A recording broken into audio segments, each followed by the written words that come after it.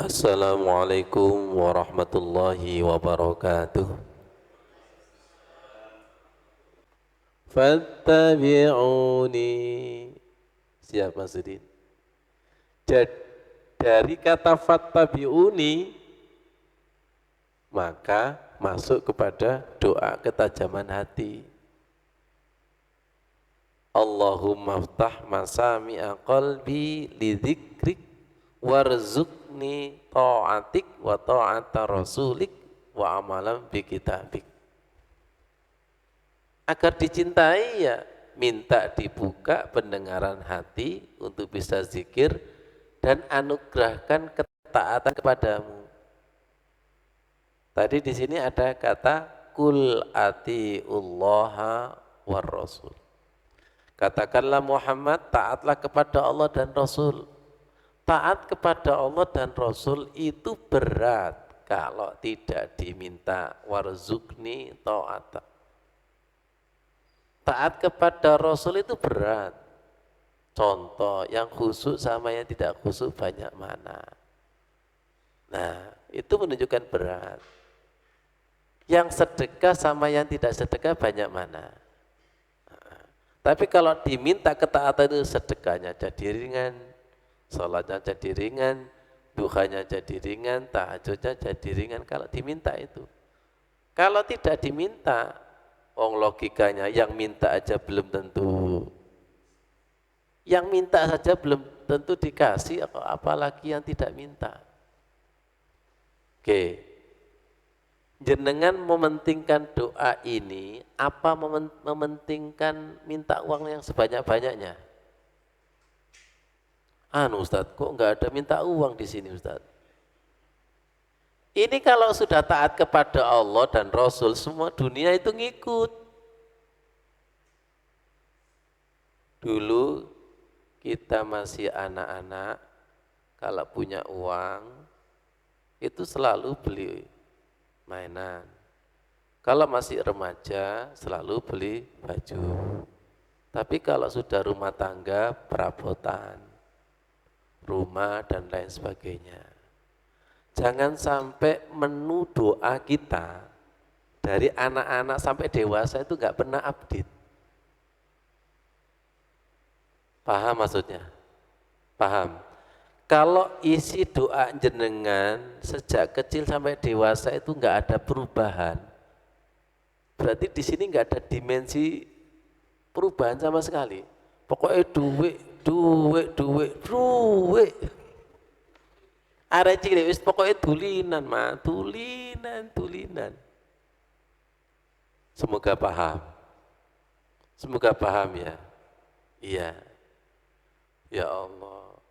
Dulu ketika kita masih mahasiswa itu ada uang mesti beli baju, acting, baju, pokoknya baju. Karena belum tahu kebutuhan. Yang dipikirkan adalah kesenangan. Sekarang kita butuh taat kepada Allah, kita butuh taat kepada Rasulullah, insya Allah semuanya ngikut, amin. Dan kita butuh amal yang sesuai dengan Al-Quran, bukan sesuai dengan versi pikiran perasaan kita. Kalau kita panjatkan wa amalan bi kitabik, nanti akan ditunjukkan dalil-dalil Quran yang akan merevisi kebiasaan-kebiasaan kita. Siap ya? Siap. Ketika melihat Al-Quran nanti bisa menjadi lidzikrik, subhanallah. Dan nanti akan kumpul dengan orang-orang yang dipilih oleh Allah. Panjenengan sekarang lihat kata fa'in tawallau fa'innallaha la yuhibbul kafirin.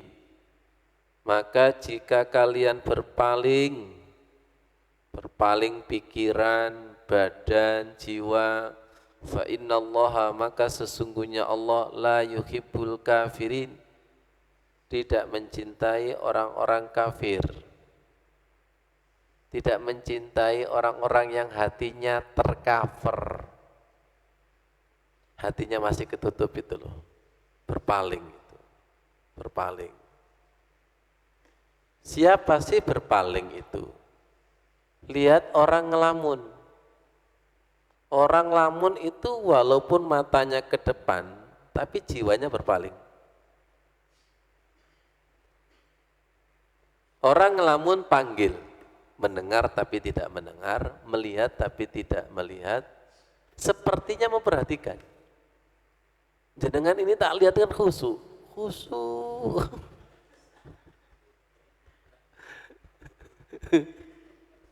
Khusyuk ya Allah, memperhatikan, tapi tidak memperhatikan. Koyok-koyok oh, gitu loh. Memperhatikan tapi ya Allah, ya Allah. Tapi kalau sudah dibuka sama Allah, covernya la yuhibbul kafirin, kalau dibuka Allah, covernya, maka langsung itu ya Allah. Seperti apa air dan minyak itu? Sudah sangat dekat, tapi tidak bisa menyatu. Sudah seperti apa air tawar sama air asin. Jadi kenapa sih rukuk kita itu kalis, tidak meresap. Sujud kita juga kalis, tidak meresap. Karena enggak temenan, enggak atiullaha war rasul, enggak warka'u ma'arroki'in.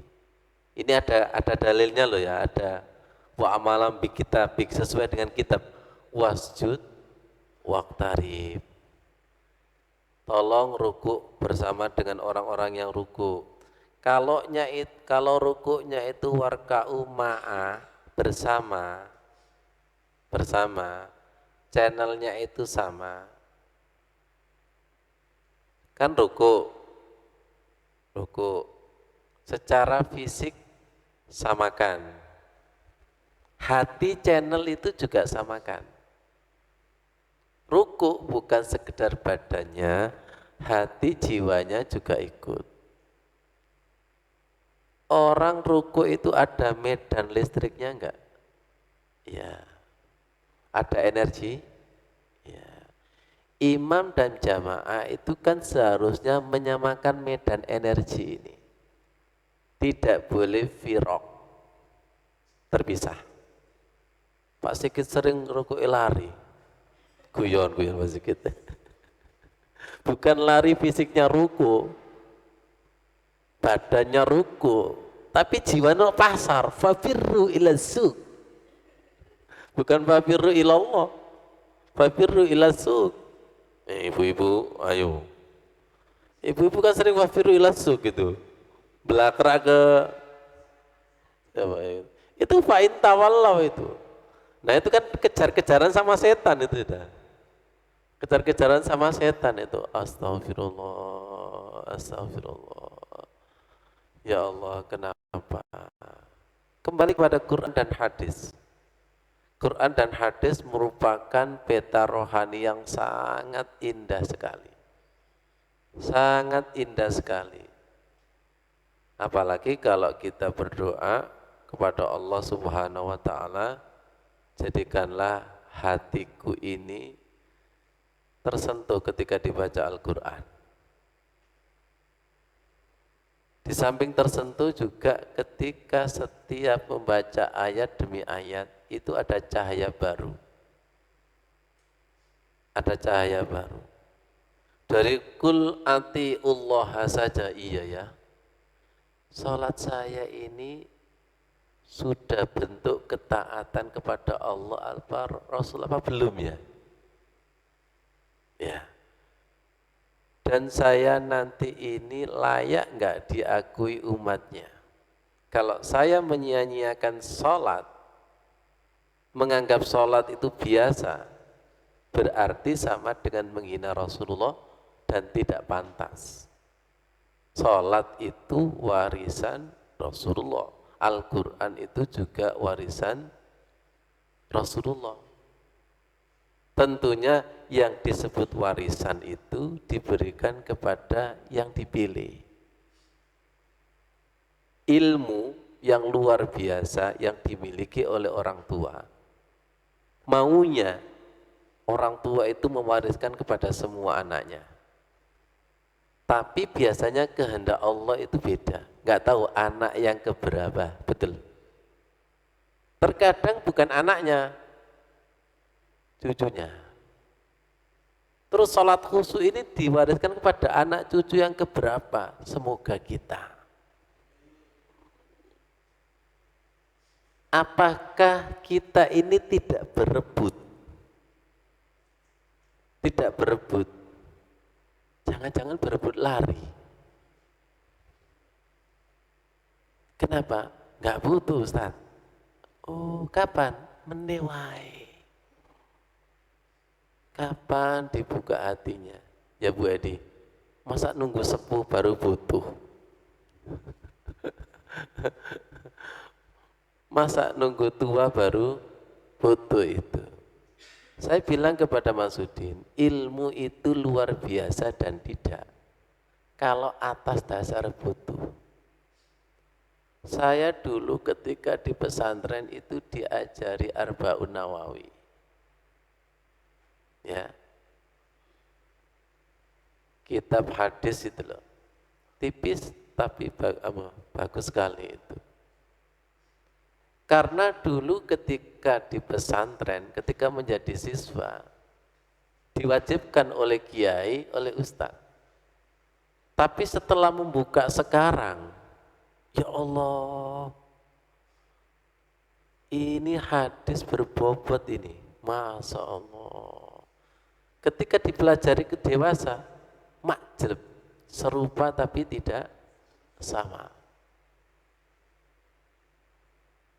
Apa yang menjadikan beda? Butuh dan tidak. Makanya ilmu banyak manfaat itu ketika dipelajari ketika dewasa. Ya, ilmu banyak manfaat itu dipelajari ketika dewasa. Ketika sekolah ijazah,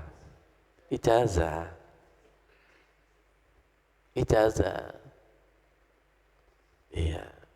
Terus saya bilang kepada Mas Udin lagi, iya, saya ini selalu menjadi murid. Apa? Haus akan ilmu, nyari terus. Ketika nyari, ketemu. Ketika ketemu, ternyata saya sampaikan kepada jenengan juga nyari. Ya Allah Ustadz, itu lama saya cari. Terus diantara jenengan ada gak nyari belas? Ono apa?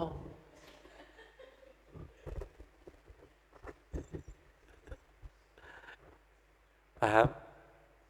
Paham ya? Iya. Jadi syukur ilmu dan tidak itu karena mencari. Makanya terkadang ilmu itu menjadi pasir, itu gara-gara tidak mencari. Tidak butuh lagi. Tidak butuh. Coba tanyakan kepada diri kita ini kepada sholat itu butuh enggak? Berikutnya lebih dalam, kita ini mencari Allah terus apa enggak? Apa pas lilitan hutang banyak baru mencari? Dari Gusti Allah, loh kok enak? Betul enggak itu? Iya. Kita itu butuh terus enggak kepada Allah itu? Kita itu butuh terus enggak kepada sholat? Apa baru sholat kalau ada maunya? Apa datang kepada Allah kalau ada maunya? Kalau tidak ada maunya, enggak datang. Makanya murid yang sejati itu selalu mencari. Kenapa? Karena dengan ilmu itu kita tahu peta mendekati Allah. Ditawadui, direndah hati, ada lagi, ada lagi, ada lagi. Sampai kapan? Utlubul ilma minal mahdi ilal lahdi. Sampai ke liang lahat. Nah ini kan mendekati liang lahat semua. Ya Allah, ya Allah. Jadi beda. Kalau kita pencarian kemudian ketemu, Masya Allah, Subhanallah, luar biasa. Dan itu terima kasihnya luar biasa. Setelah ketemu ilmu seperti itu, kita sedekah. Supaya besok ketemu lagi, ketemu lagi, ketemu lagi. Jadi jangan dianggap biasa ketemu ayat, jangan dianggap biasa ketemu hadis, jangan dianggap biasa ketemu dalil. Ketemu satu kata subhanallah, itu subhanallah luar biasa. Dan itu hidayah dari Allah Subhanahu wa ta'ala. Tunjukkan Masudin, Rabbi salim salim.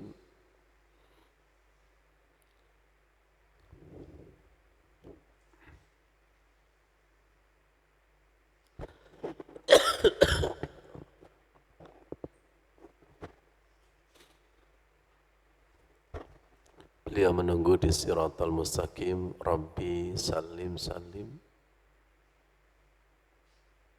Hadis yang sangat panjang bahwa nanti ketika kita di Siratal Mustaqim itu berjalan, ada yang fi tarfati ain, secepat pandangan, ada yang seperti kamar ririh, seperti angin, ada yang kamar ritoir, seperti burung, ada yang wasadir rijal, dengan kaki yang sangat berat. Tajribi a'maluhum, berjalannya itu tergantung kepada amalnya. Mari kita introspeksi, kira-kira amalan apa yang menjanjikan, yang bisa menyelamatkan di Siratal Mustaqim itu. Wa nabiyyukum qa'imun 'alas sirati yaqul, sedangkan nabimu Nabi Muhammad berdiri di atas Siratal Mustaqim sambil berdoa, Rabbi salim, Rabbi salim salim. Masya Allah. Jadi ketika kita sholawat, ketika kita baca Al-Quran, ketika kita sholat khusyuk, merindukan syafaat beliau. Amal kita enggak nutut. Dan beliau menunggu di 3 tempat. Itu maksudnya. Di antaranya di Telaga Kausar, Siratal Mustaqim, kemudian timbangan amal.